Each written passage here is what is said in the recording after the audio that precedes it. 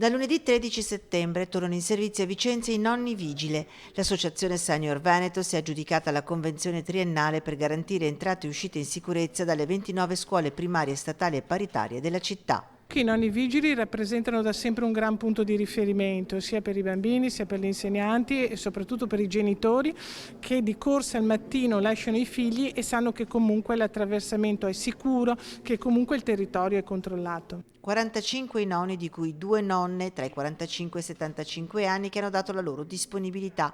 Si tratta di anziani residenti o domiciliati a Vicenza, pensionati o inoccupati. A loro il compito di regolare e sorvegliare l'entrata e uscita da scuola. Penso che arriveremo anche a 60 nonni vigili perché abbiamo voglia di incrementarli e anche, come ho detto prima, offrire quei servizi in più tipo la preaccoglienza che per alcune famiglie è importante, oppure l'assistenza sulle scuole bus, perché l'abbiamo fatto l'anno scorso, è stato un grande successo perché avere un nonno vigile sull'autobus anche i ragazzi stanno più tranquilli.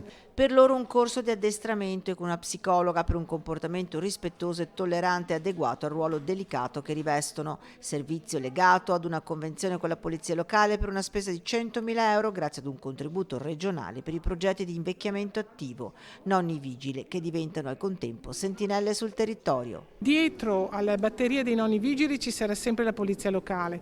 Questo ci permetterà in situazioni di difficoltà o di qualche tensione di poter richiedere un aiuto di una forza dell'ordine.